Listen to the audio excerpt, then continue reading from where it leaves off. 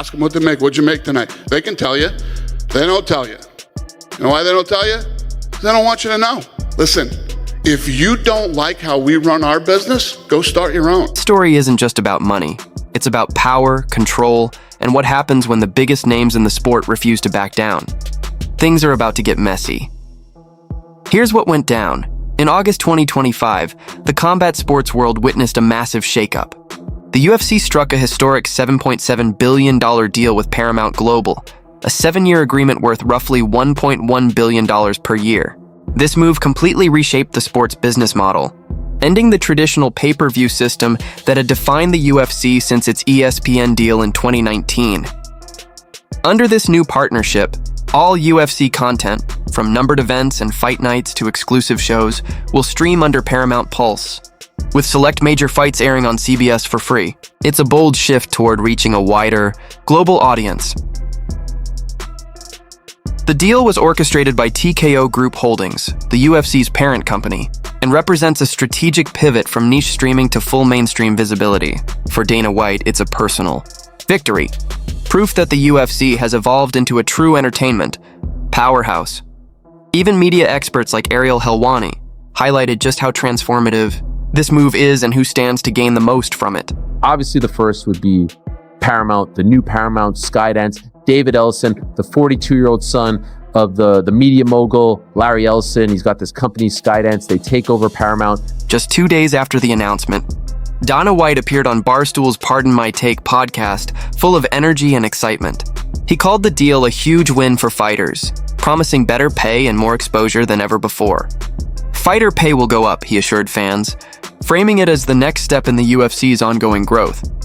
White even hinted that the long-standing $50,000 performance bonuses could increase, potentially pumping millions more into fighter earnings each year. But beneath the excitement, there's a deeper story, one that wasn't being talked about publicly. While White celebrated the deal's success, many questioned how much of that billion-dollar windfall would actually reach the athletes, the men and women who put their health and careers on the line every time they step into the cage.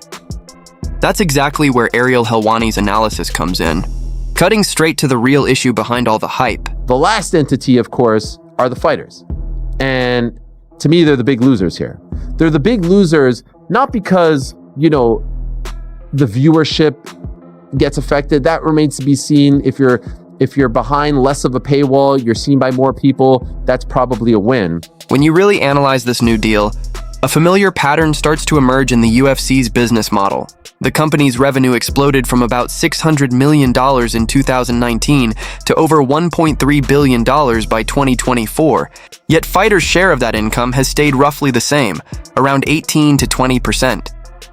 In comparison, athletes in leagues like the NBA earn close to 50% of total revenue. That's why many fighters and analysts doubt the UFC's promises of higher pay. Hall of Famer Georges St-Pierre called the deal terrible for fighter leverage, arguing it stripped stars of the pay-per-view earnings that once gave them power. Former champion Chris Weidman echoed those concerns, saying the UFC needs full-time salaries that treat fighters like professionals, not contractors scraping by between fights.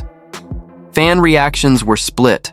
A clip from Dana White's interview pulled thousands of likes, but the replies told a different story, with comments like, "Bonuses up. Cool, but base pay still trash." One viral post even showed a fighter's leaked paycheck, about $20,000 after taxes for a main event win, sparking outrage over what fans called exploitation by a company valued at over $12 billion. White fired back in classic fashion, defending the UFC's model and insisting that fighter pay is fair based on performance and opportunity. But critics weren't convinced. To them, it was another case of the UFC growing richer while its athletes fought harder for scraps. People like to push the buttons and talk about fighter pay, and you don't ever see us coming out and talking about it or doing whatever, because I don't give a shit. When I got 20-something-year-old Jake Paul, a fucking YouTuber, talking about fighter pay, or these other guys on the internet, we know what the hell we're doing over here. And at the end of the day, my philosophy is always this: it's nobody's business what these fighters are making. None of these guys are under some type of gag order in their contract. Any fighter on the roster can come out and tell you guys what they make. Dana White pointed to the $300 million in total fighter payouts during 2024 as proof that progress was being made. comparing the UFC's system to boxing's uneven pay structure. When asked directly about the new Paramount deal, his response was vague but confident. "It's going to be good." By October, there were signs of real movement.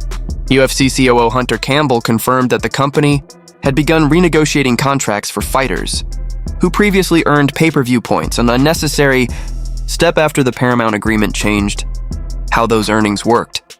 But frustration among fighters was growing. A Change.org petition demanding fairer pay and structural reform had already passed 50,000 signatures by mid-October. That's when White's tone shifted.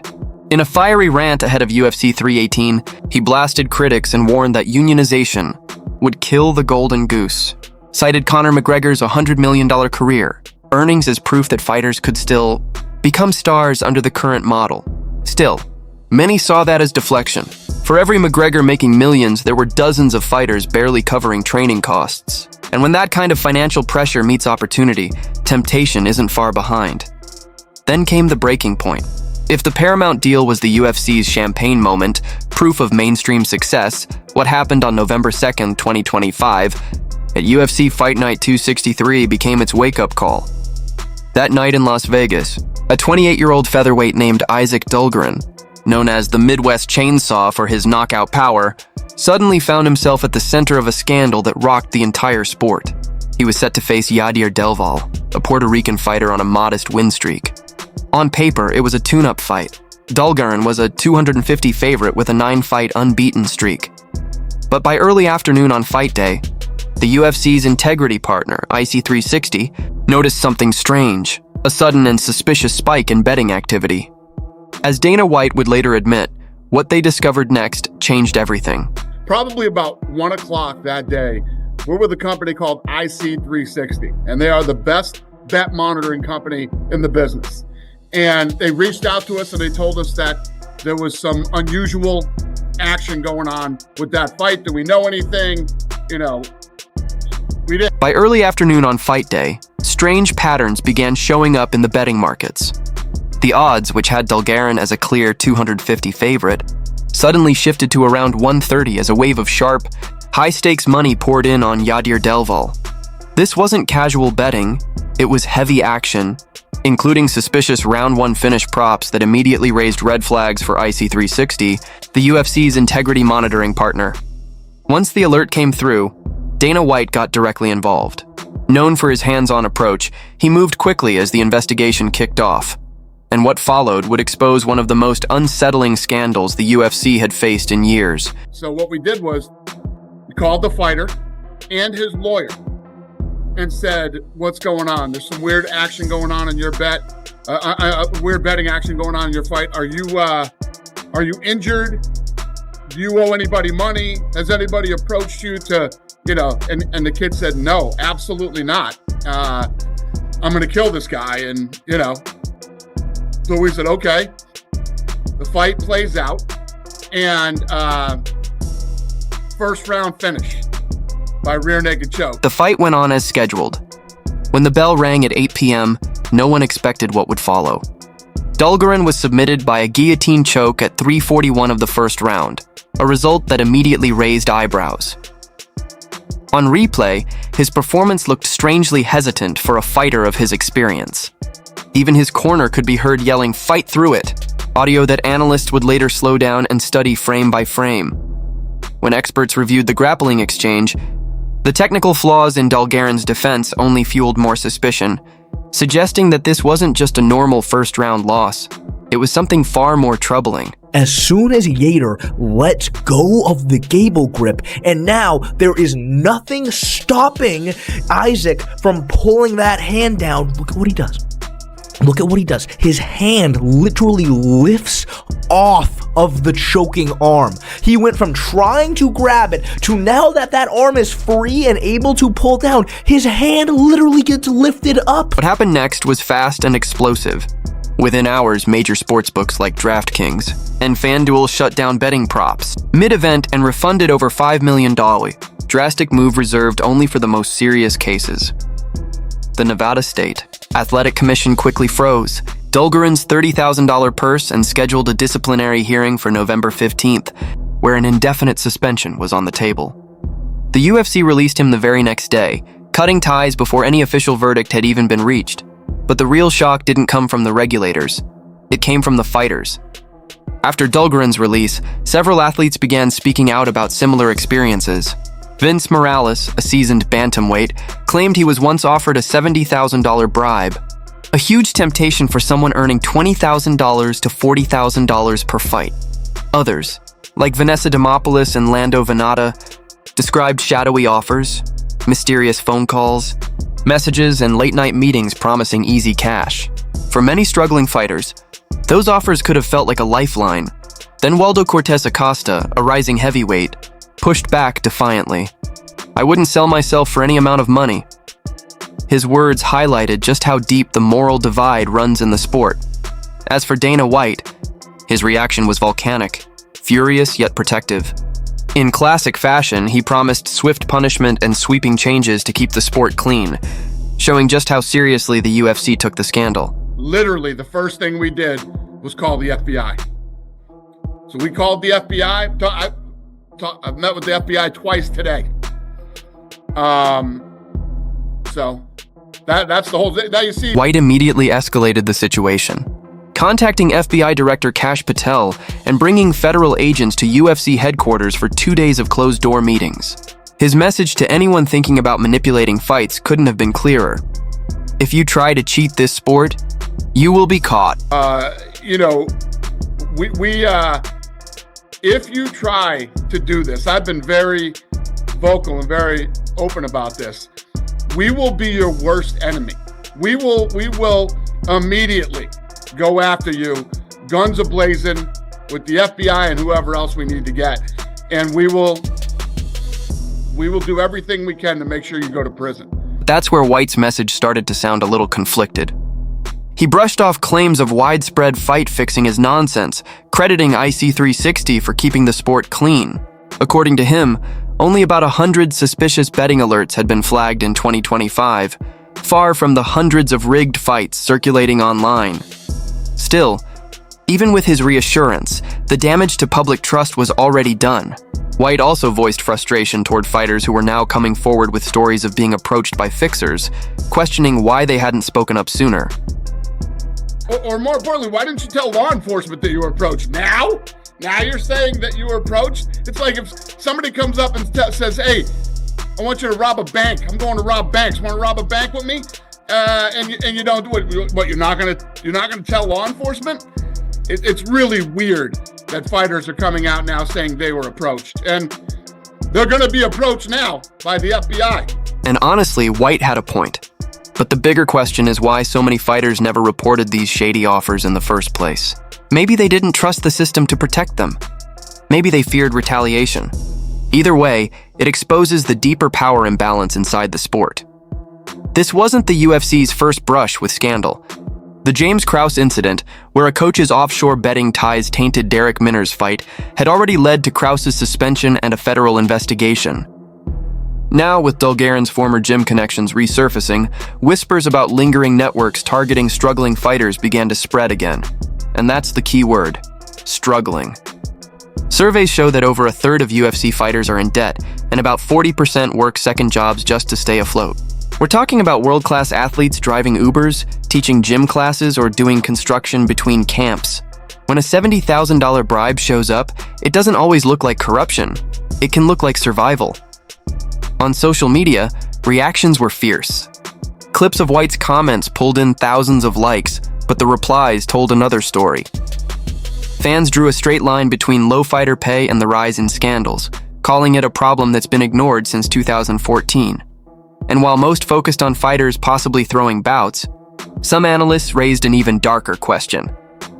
What if the real vulnerability wasn't inside the cage, but somewhere else entirely? Because look, having a fighter throw a fight is risky, okay? They are in the public limelight. They have to put on a performance. There's a lot that can go wrong there, but you know what would be a lot easier?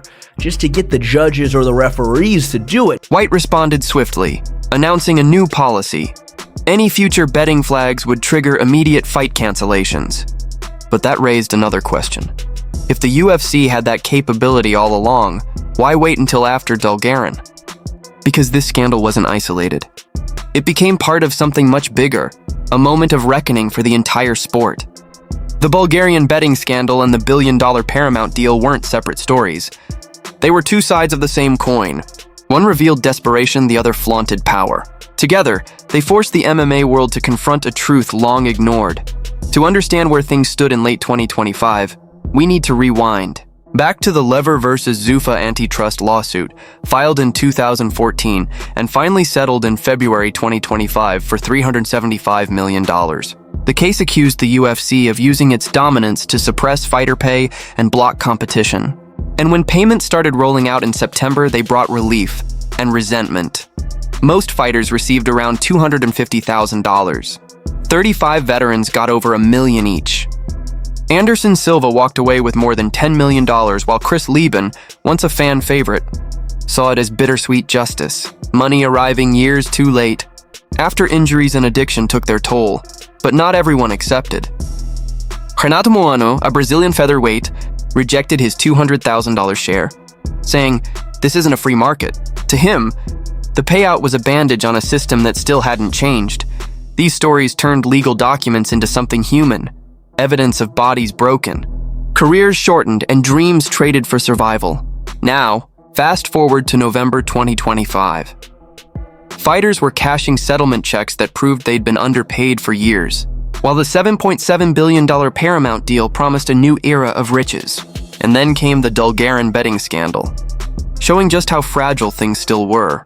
As Ariel Helwani put it best, his question cut straight to the core. If the UFC is signing billion-dollar deals, why are fighters still desperate enough to risk everything? All to say, when Dana says it's better for the fighters, I ask him how. ABC is in as many homes as CBS. Obviously, they're going to put the premium events on CBS, at least 4, compared to the ones on ABC, and ABC didn't really turn any fighters into new stars. Helwani argued that while the UFC touted the Paramount deal as a massive leap forward, the reality looked different. ESPN's digital footprint, nearly 59 million on X and over 28 million on Instagram, far outshined anything Paramount or CBS Sports could match. The idea that moving more content behind a paid subscription would expand reach didn't align with the numbers. Then came Helwani's sharpest critique. The deal wasn't just about exposure. It was about control. And in chasing bigger corporate partnerships, the UFC might have traded visibility for leverage, prioritizing profit over the very audience that built the sport. And so when you consider that, and you also consider the fact that they're making 0% of this $7.7 billion, at least as of now, I hope to be proven wrong, 0% of that ad revenue as well, when NBA players, for example, make 50% of the TV revenue and the overall revenue, I should say. And as a result of the TV revenue, the salary cap goes up and all these things are moving up, which benefits the players. Helwani pointed out the most brutal truth of all. UFC fighters were seeing 0% of that $7.7 billion Paramount deal. Not a cent in ad revenue or revenue sharing. Compare that to the NBA, where players earn 50% of league revenue, directly benefiting from every new broadcast deal through higher salary caps. Boxing promoter Eddie Hearn piled on, estimating that UFC fighters make 5 to 7 times less than what boxers at the same level earn. When you see Usyk pulling in $132 million for one fight, while an entire UFC undercard splits $50 million, the gap becomes undeniable. Yet as 2025 came to a close, there was a flicker of hope. Petitions demanding revenue sharing, guaranteed contracts, and real healthcare kept gaining traction. On November 5th, during TKO's earnings call, Dana White confirmed that fighter pay would rise under the new deal, but offered no specifics. Would bonuses jump to $75K? Maybe. Would fighters finally earn a fair slice of the billions they generated? Still unclear. What we did know was that entry-level fighters were still earning $10K to show, $10K to win, the same numbers we've seen for years. And that's what this entire fight was really about. Not bonuses, but justice. By early November, the FBI probe into the betting scandal had produced no arrests, but its shadow lingered. Because when professional athletes are tempted by a $70K bribe that pays more than a year's work, the problem isn't just corruption, it's economic desperation. Heading into 2026, one question loomed large. Would the change Dana White promised finally mean something? Or was it just another PR move? For the UFC, they have, they have certainly reached the mainstream in case there are any doubters about that sort of thing. The NFL's media rights deal, $100 billion over 11 years, but it's split up between Fox, CBS, NBC, ESPN, Amazon, Netflix, all that. The NBA's deal, $76 billion over 11 years. That comparison says it all.